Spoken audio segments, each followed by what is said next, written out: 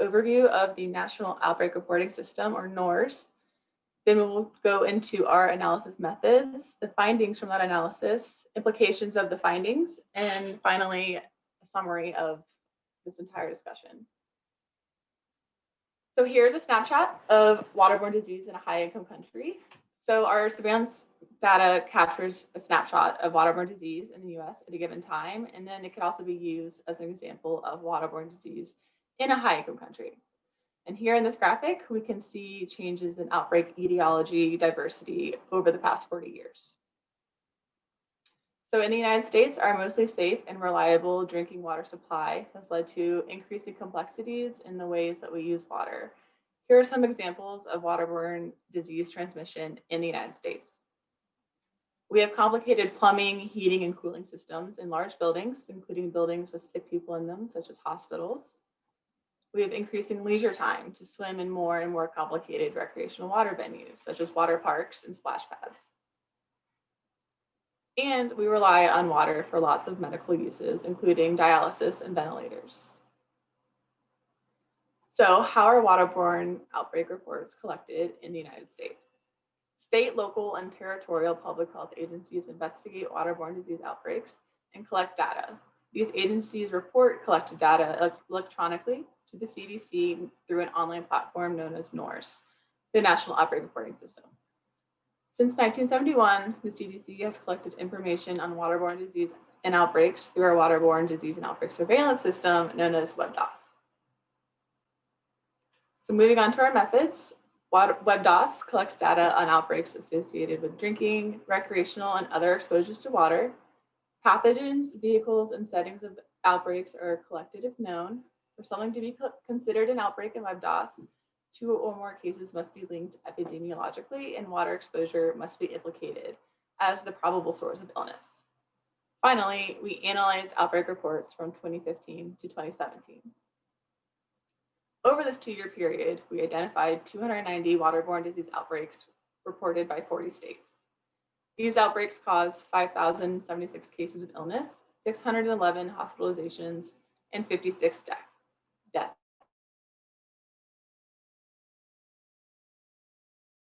With recreational water exposures, followed by 31% of outbreaks occurring in tap water systems. The remaining outbreaks occurred from other exposures to water, like devices that aerosolize water, such as air conditioning systems and cooling towers, and drinking water from untreated sources like lakes, rivers, and springs. Outbreaks with undetermined exposures to water can include outbreaks where no source was identified or multiple sources were implicated, such as if from one outbreak, both drinking water systems and a recreational water venue were both implicated. 57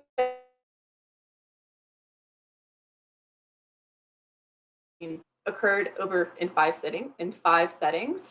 Hotels and motels were the most frequently reported exposure setting at 23% of all outbreaks, followed by the assisted living facilities, outbreak recreational areas, hospitals or healthcare facilities, and community or municipality settings.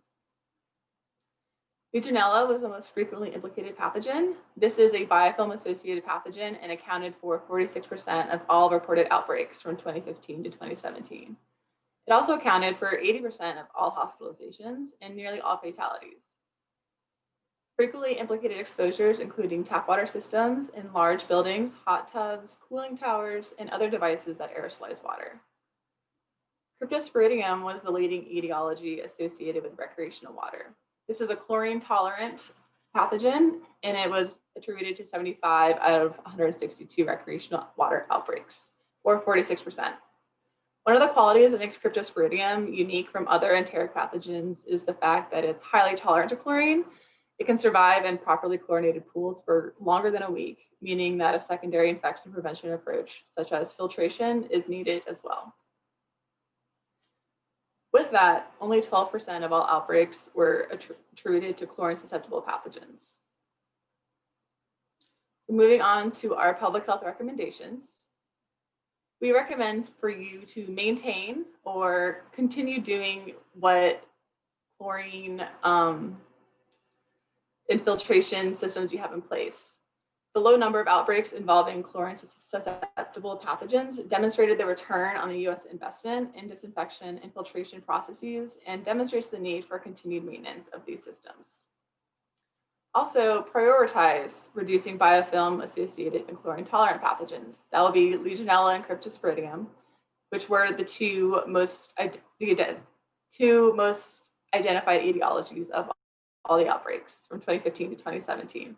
That suggests we need to prioritize strategies that are effective at reducing biofilm-associated and chlorine-tolerant pathogens, especially in the large complex water systems we see in the United States.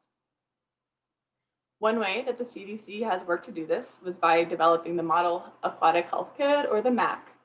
The United States does not have a national pool code, and regulations vary from state to state and in local jurisdictions. So the CDC developed the Model Aquatic Health Code to assist jurisdictions in creating a science-based pool code.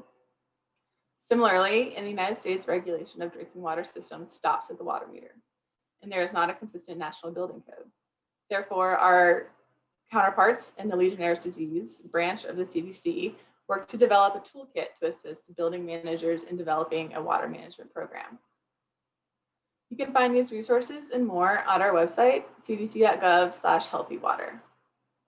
In summary, we found more than 5,000 cases of illness due to 290 waterborne disease outbreaks in 2015 to 2017 here in the United States, using our NORS surveillance system. Success of water treatment practices have been reinforced with these low numbers of outbreaks. The most commonly implicated locations of waterborne disease outbreaks included hotels, long-term healthcare facilities, and hospitals, and then Legionella and Cryptosporidium were identified as significant etiologies. Thank you. I'd like to conclude by thanking our state and local health department partners for reporting outbreaks to NORS. This analysis would not have been possible without them.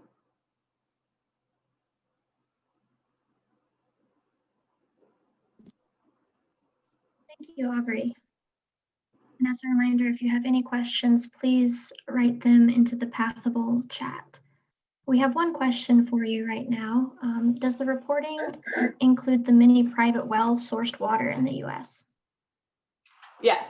If a local health jurisdiction identifies an outbreak associated with a well, then that will be reported to us.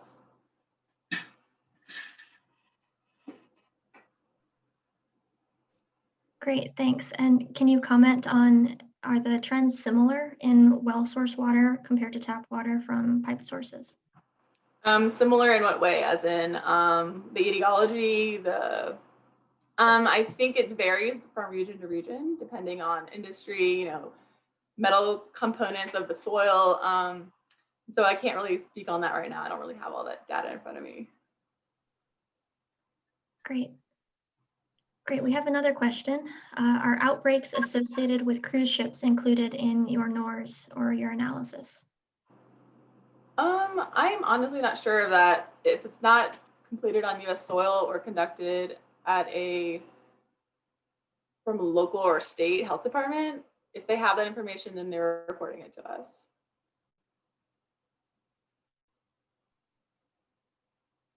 Great, thank you. Amber Barnes says, fantastic presentation. Did you find any differences between the exposure risks of states or regions? It will vary due to a lot of these outbreaks are driven by recreational water. And so from region to region, we have different use in recreation, right? So during the summer, the South, the entire country has a lot of recreational use. So everywhere will kind of have higher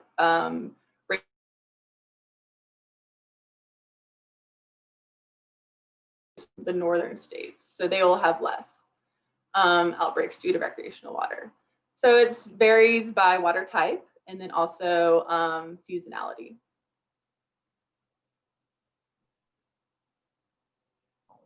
Great. We have a colleague of Aubrey, Allison Miller, says that cruise ship outbreaks are not included in the NORS. Thanks, Allison. Curtis Cude says and asks, are there any trends in emerging waterborne pathogens we should be aware of? Yeah, so as I talked about, Legionella and Cryptosporidium are kind of the most commonly implicated etiologies of waterborne disease outbreaks that we've seen.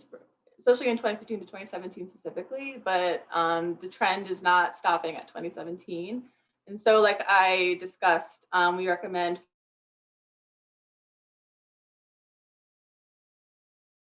then also using the toolkit developed by our Legionnaire colleagues to try and identify in buildings and in households what areas need, or if any, there are any like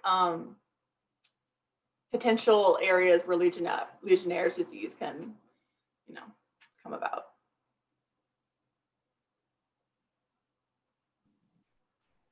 Great, thank you.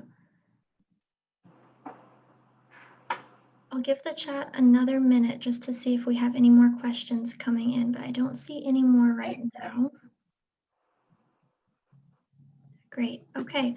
Well, thank you so much, Aubrey Gilliland. Thank you for your presentation, and we'll go ahead and move to our second presenter. Awesome, thank you for listening and thank you for your time.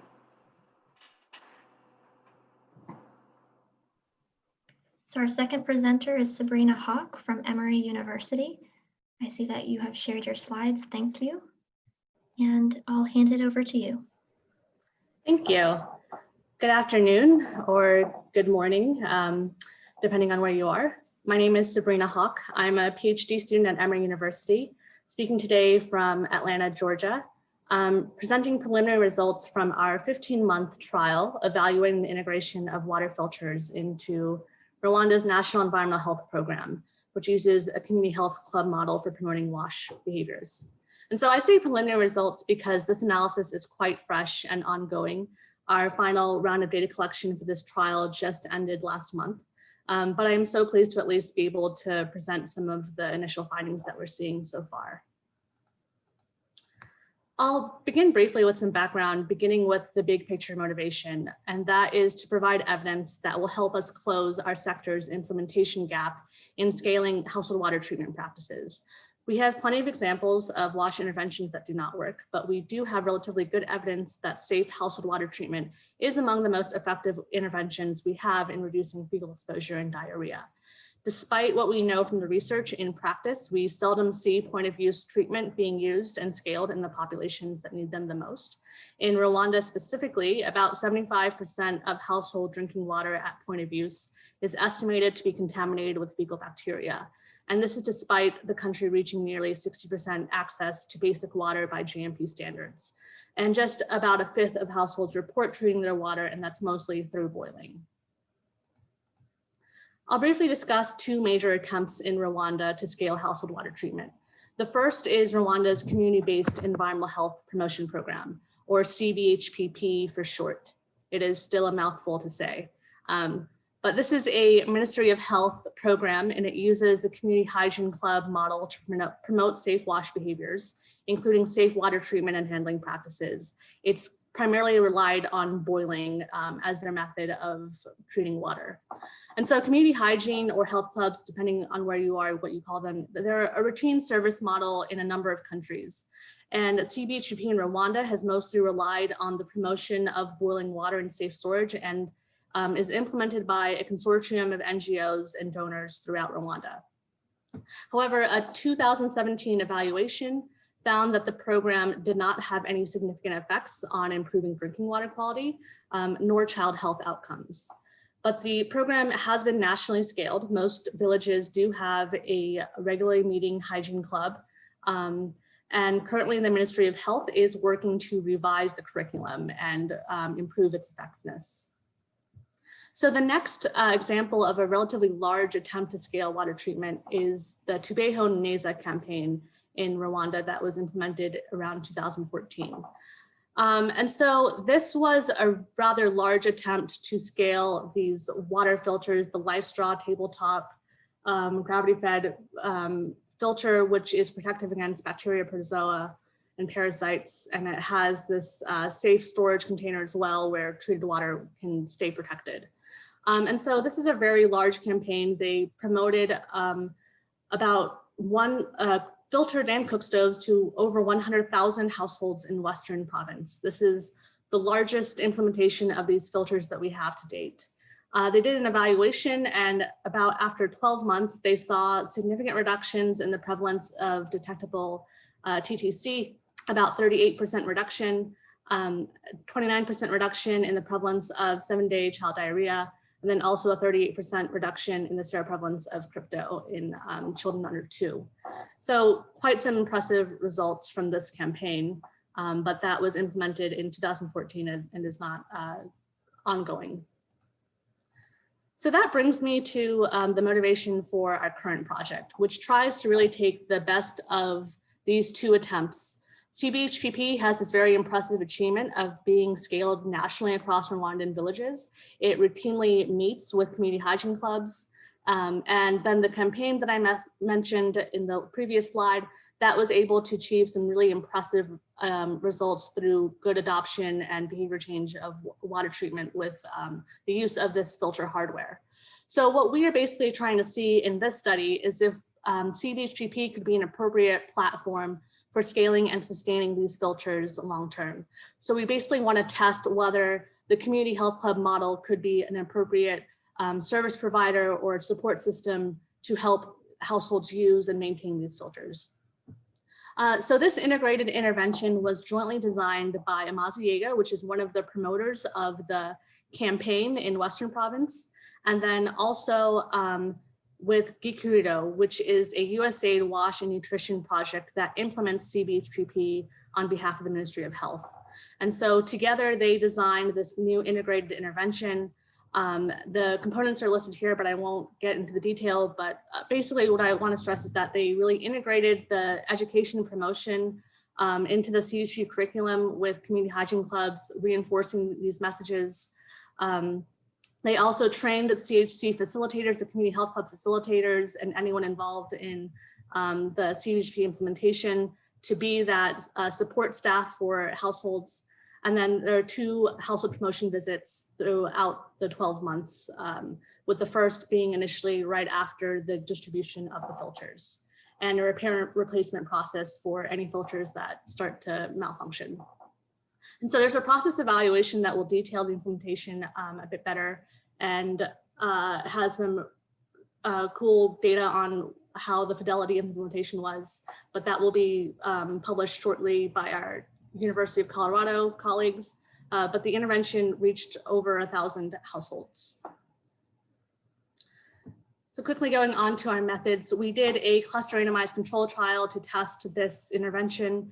We randomly selected 30 villages in the Ramagana district of Eastern Province.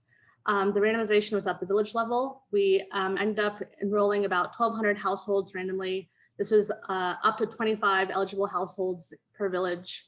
And our eligibility requirements were that they were a club member, and then also they had a child under 5 or a pregnant woman.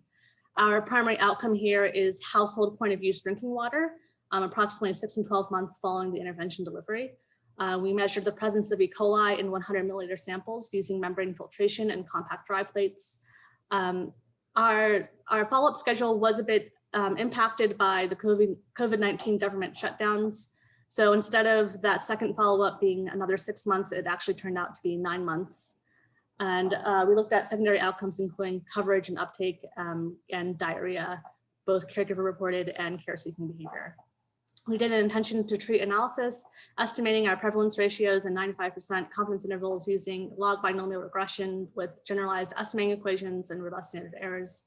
And so I will just go on to some of the initial results we're seeing. This is just a couple of photos of our implementation. To the left, you can see some of the promotional materials that we used. All of the households had these nice posters that they had as a reminder of how to use the filter, some of our training and our distribution. So our baseline data collection was ended in early 2019. We were able to enroll about 1,200 households. Through follow-up, we retained most of our households, 92% of our households in our intervention arm and 94% in our control arm. We were fairly well balanced with characteristics. 26% of our study population had access to basic water. So this is a pretty water insecure region. And 93% of our water samples at baseline detected E. coli. and we had about a 7% child diarrheal prevalence at baseline. 50% of this population did report boiling their water. So going on to coverage and use, this is a pretty large data table, but just the big takeaways from this is that we had pretty high reach. About 98% of our households did have the filter throughout the 12 months. Most were functioning. The uptake that did decline slightly through the 12 months with reporting it was used at 96% at our first follow-up and then went down to about 92% at our second follow-up. And then the biggest, I think, is that the water sample that we collected, we had less likely households reporting that they treated the water with a filter, with it dropping from 94 to about 80%. 1 minute. So what does this mean for our results? On drinking water quality, we did see significant results with 20% reduction in detectable E. coli. When you move to the risk categories that WHO has defined, we have about a 34% reduction in moderate and higher contamination and a 44% reduction in very high contamination. Looking at diarrhea, we saw significant results in under 5 diarrhea, about a 50% reduction. And then similarly in under 2, about 48% reduction in under 2 diarrhea. Also looking at caregiving reported behavior, about 46% reduction in treatment seeking from community health workers or clinics for diarrhea. So these results suggest that this filter could be effectively integrated into the community health club model. Overall, we saw high coverage, but use and functionality did seem to decline over the follow-up. Reduced prevalence of detectable E. coli and higher risk categories of E. coli. And we saw reduced diarrhea and care-seeking behavior for diarrhea. Our results are pretty similar to the other filter evaluations. And for our next steps, we do plan to continue following up these households to assess sustainability of coverage, use, and the water quality effects. And some limitations, we do have bias for our health outcomes. This is a non-blinded trial. And we rely particularly on self-report health outcomes. But this is one of the few studies that did have a pretty long follow-up period at 15 months. And so with that, just want to thank my partners and our co-authors and Gates Foundation for funding this project, and then Vestigard for donating these filters for the study. And with that, I will take questions. Great, thank you so much, Sabrina. Give a virtual applause. If there are any questions, please remember to all of our participants to write those and ask those questions in the Pathable chat rather than in the Zoom chat here. So that will be on the UNC conference website. I don't see any questions at the moment. Oh, here we go. This is from Curtis Cude. It's nice to see positive health outcomes. Can the devices be manufactured and or serviced locally? So there isn't a supply chain specifically in Rwanda for this, but we can service them locally. We do ensure that the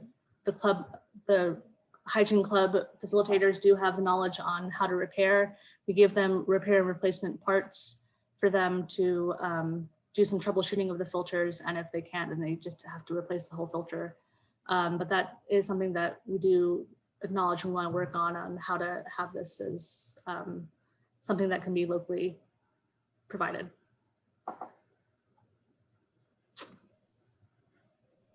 Thanks. We have another question from Larry Kobayashi.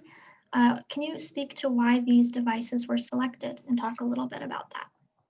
Yeah, so this filter especially just seemed to be very low maintenance and pretty easy for households to understand to use. And it's so, compared to other treatment such as, putting chlorine, which requires your correct dose and consistent use, this is kind of just pour the water in and it easily comes out in a tap. It's also protective against parasites, bacteria, and protozoa. And then also it does have that safe storage container where it can hold about 5 liters of water per fill. And that is incredibly important for reducing any recontamination of the water.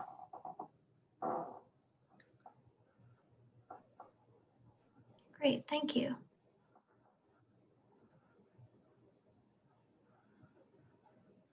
I don't see any more questions coming in. Again, thank you so much, Sabrina, for your presentation. We appreciate that. And I'll go ahead and I'll introduce our, oh, I'm sorry, we still do have one more minute and we do have another question coming in for you, Sabrina. This is from Curtis Cute again. During the evaluation, were there reasons uncovered why some were resistant to consistent use of the device? We do have some of the data of their satisfaction with the filter, and we are going to look a bit more into that. I haven't had a chance to really delve into that, but you know, our next steps are really trying to figure out what are the points in this implementation where we can improve uptake and use and how to optimize the implementation. Yeah, that's going to be something we'll explore. Great, thank you.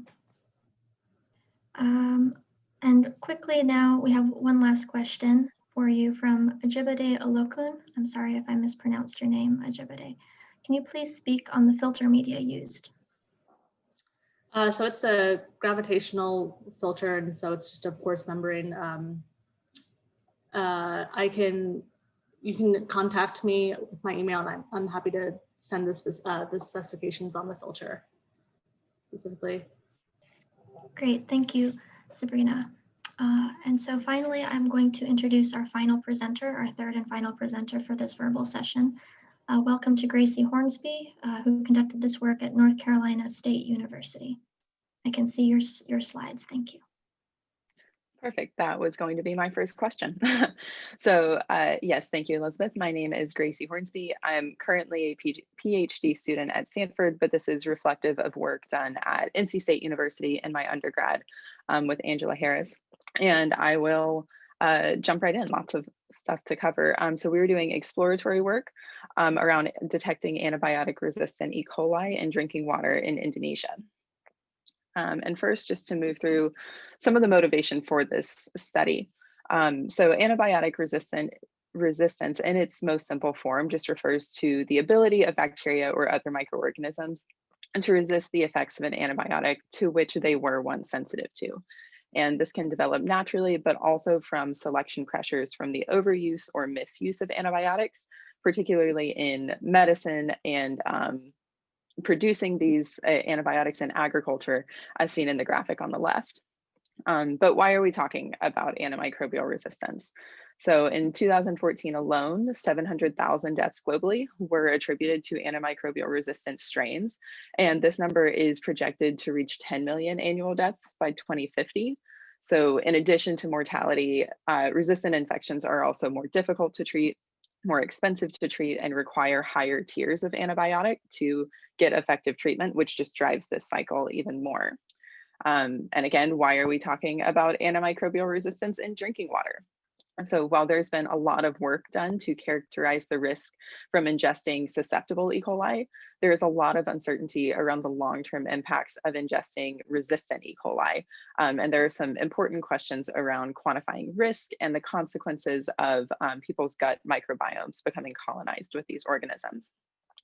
And according to the Joint Programming Initiative on Antimicrobial Resistance, environmental surveillance is a really key step in understanding and combating the spread of resistant genes, hence the push for new detection methods in this space. And particularly in low and middle income countries, as shown in the graphic on the right, there's a really delicate balance between distributing good quality, inexpensive antibiotics, which have these really important positive health outcomes, especially for children, while still limiting the proliferation of resistant bacteria. And particularly our study site was a peri-urban area, Bekasi, Indonesia. We were working under a broader study that was seeking to evaluate the risks and opportunities of self-supply sources, particularly in the transition to safely managed water services. And in this context, self-supply just means a source that is invested in, owned by, and managed by an individual household. And this represents 50% of the households in the lowest two wealth quintiles in this area of Indonesia. And the rest of this presentation, I'll focus on some focus sampling that we did with 49 households representing 60 household groundwater samples that were analyzed for cefotaxime-resistant E. coli. And we chose cefotaxime as our antibiotic because we can test presumptively for ESBL producing E. coli, which is a strain of particular global concern that I'm happy to talk more about. And moving into the method that we used. Many of you have likely used IDEX before. And IDEX quantitrays are a widely used and well-validated defined substrate assay for enumerating total coliform and E. coli in environmental samples to get this most probable number estimate. And we made a very simple modification to this method to enumerate antibiotic resistant E. coli. So we tested every sample in duplicate, meaning we now require 200 milliliters of groundwater sample from each household. The first tray is run by the traditional IDEX assay, and the second one is treated with 80 microliters of a 5 milligram per milliliter cefotaxime solution after the selective media powder is added and dissolved. And so after overnight incubation, as you can see in the middle picture, if a well on a tray is fluorescent under UV light and the tray has been treated with cefotaxime, it means that this is now antibiotic resistant E. coli. And so the main metrics that we look for with this method is the overall most probable number of resistant E. coli, which we obtained from this modified method. But then we're also looking at the percent of the total E. coli that are antibiotic resistant, which is why we still run the traditional assay in tandem. And so WHO and CDC have both been developing protocols for this method, but prior to this, there hadn't been a rigorous validation study to see if this was a valid method to be using. So in a separate validation study, we compared IDEX to membrane filtration with McConkey and TBX media. We did this with pure culture controls of ESBL producing E. coli and a standard strain of non-pathogenic E. coli, as well as water, soil, and fecal samples, which are all environmental reservoirs of resistant genes. And to be brief, across all of these tests, IDEX, McConkey, and TBX performed very comparably to one another. And over a week of temporal sampling, they even tracked together. So at this point, we feel very confident saying that this is a validated method for detecting and enumerating resistant bacteria. And moving on to the actual results from this data in Indonesia. Starting from the left, you can see in the table, we had a high prevalence of E. coli. 73% of the 60 groundwater samples that we processed had E. coli present. And concerning cefotaxime resistant E. coli, 33% or 20 out of 60 samples displayed some amount of resistance. That was from 50% of unprotected wells, 30% of artesian wells, and 33% of boreholes. We did not find a statistically significant difference between the proportion of samples which had resistant bacteria in each of these source types. However, you'll also notice we had a very small sample size on unprotected wells. So we'll be looking at this relationship again in future rounds of sampling. To go back to the second metric that I mentioned, which is that proportion of E. coli that are antibiotic resistant, that's what's graphed in this histogram. So on the y-axis is the percent of E. coli found to be cefotaxime resistant, which is the most probable number of cefotaxime resistant E. coli divided by the total most probable number of E. coli, and then frequency on the left. And this reflects the 20 samples that had a presence of resistant E. coli. Across these samples, we found on average about 11% of the total E. coli displayed resistance. However, you'll notice one observation to the far right of the histogram, we saw roughly 80% of these E. coli displaying resistance. And we felt this was really important to note that there is not a defined proportion of E. coli that tend to display resistance, but rather this functions on a distribution. So it's important to remember that total E. coli concentrations are likely not a good predictor of resistant E. coli concentrations. And to display one last relationship that we looked at, so using some of the household survey data, we looked at the presence of antibiotic resistant E. coli. And this factor in particular was the location of the household toilet. So on the left is private toilet in the home. And on the right is shown private toilet just in the family compound. And some motivation for looking at this factor in particular was that in Indonesia, more than 2/3 of on-premise groundwater sources are measured to be within 10 meters of a septic tank. And we also know that antibiotic resistance is more easily conferred between organisms when bacteria are in really, really high concentrations, such as a human waste stream. And so I should reinforce again that this is exploratory work that we were doing. So we're not trying to draw any hard and fast conclusions. However, we did a Fisher's exact test and got a p-value of 0.06 between toilet location of a private toilet in the compound and the presence of cefotaxime-resistant E. coli. So we will be looking at the density of septic tanks around some of these groundwater sources that we are testing in the future. And I welcome any hypotheses on why we are seeing this relationship once the presentation is finished. And so lastly, some implications. We want to once again just reinforce that we really feel this modified IDEX assay has the potential to bolster global monitoring efforts for antibiotic resistance, especially considering the equipment requirement for this method is extremely low. You need an IDEX sealer to seal the trays, an incubator, and we're not incubating far above ambient room temperature, and then a refrigerator to keep your antibiotic stock cool. So we think especially in areas that don't have an access to a formal laboratory, this could really be of use. And once again, we saw that 1/3 of our samples contained resistant E. coli, and these are groundwater samples. So this adds another level of risk to consider in this transition to safely managed water services beyond total E. coli concentrations. Risk is pretty difficult to comment on here because there's not like a set of standardized risk categories that for consuming antibiotic resistant E. coli. However, we can speculate about some potential risks like antibiotic resistant infections if this water is used for washing, the colonization of people's gut microbiomes, and the consequences of ingesting untreated or improperly treated water over time. And if you're really interested in this topic, Amy Pickering's group at Tufts University gave a really fascinating presentation yesterday, and I would encourage you to go watch that recording. And lastly, the future of this project, this was conducted in the wet season, so we'll be sampling once again in the dry season. We'll also be doing some source versus stored water sampling to see if that proportion of resistant E. coli if it changes between the source and the stored water. And once again, we'll be looking at septic tank density around these groundwater sources to further investigate that relationship between toilet location. And I am happy to take your questions now.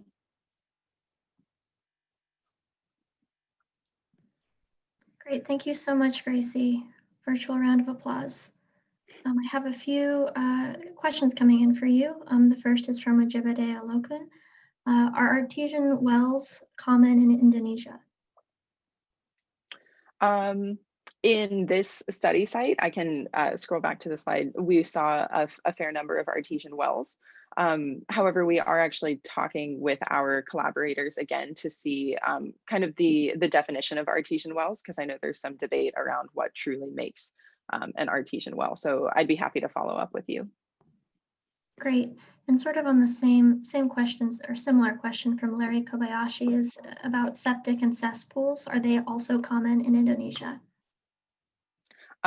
Septic tanks are, and especially in this study area, they were common whether the toilet was housed in the home or in the compound. I don't have a solid answer. I don't know about the data on cesspools though. Great.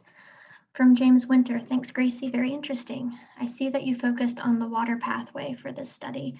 What other pathways do you think are the highest priority to be evaluating for antibiotic resistance, either in terms of efficient use of samples or human risk? Yeah, thanks, James. And so that's actually reflected in how we performed our validation study. We tested it on water and soil and fecal samples. So We think that soil is a really interesting pathway to discover, especially with kind of the hand-to-mouth transmission pathway and how that might differentially affect children, and also in feces. Because a lot of homes keep animals around the home. So if they're handling that feces, that might be another significant pathway to investigate. And from Sean Daly or Daly, apologies for mispronunciation. In your validation study, how did the modified IDEX method and traditional plating methods compare? And I'll also ask, just for myself, I'm curious if it was, if you compared to Kirby Bauer disc diffusion with the, to validate antibiotic resistance. Yeah, so I can answer yours quickly. We didn't use Kirby Bauer. We just plated the membrane filters on agar that had been treated with the same dose of cefotaxime, and that was just advised by our partner at the vet school at NC State. And as far as the performance with different environmental reservoirs, so we actually found that IDEX was a bit more robust to some of the non-water pathways. So particularly in investigating soil. We would have trouble sometimes with the membrane filtration assays actually being able to filter the whole sample because they would become bogged down with all the sediment, depending on how small the grain size was for these different soils. And kind of the same thing with feces, just the turbidity in the sample would sometimes mess with the plates. But we always got really, really clear most probable number estimates from IDEX, which was positive to not need to be retesting samples all the time. Great. From Benjamin Glenn, is this resistance from cefotaxime coming from the overuse of the drug, or is it a more developed E. coli, perhaps an evolved E. coli? Yeah, unfortunately, that's kind of impossible to know from this test. And even if we were doing genome sequencing, it's pretty difficult to track back where this is coming from. Again, some of the common pathways for resistance would be the manufacturing of these antibiotics because they can be let out in the waste stream of that manufacturing process. And then agriculture is another really big place where so many antibiotics are used, and then the meat is consumed and the waste is let out into the environment again. But yeah, I've got the same question. I would love to know where it came from. Great, and a couple methods questions. Did you consider using the Legi alert alongside the CoAlert Quantitre from Ryan Sinclair? A comment that the sealer is slightly different. No, so we didn't use the Legi alert. We only used the CoAlert for total coliform and E. coli, but that would be a really positive thing to look at in the future for how some of these different selective media interact with the antibiotic treatment. Great. Thank you. And if you have more questions, we can go to the Pathable chat and monitor that. But I have to end our session for the day. Thank you so much for your presentation, Gracie, and thank you to all of our participants today.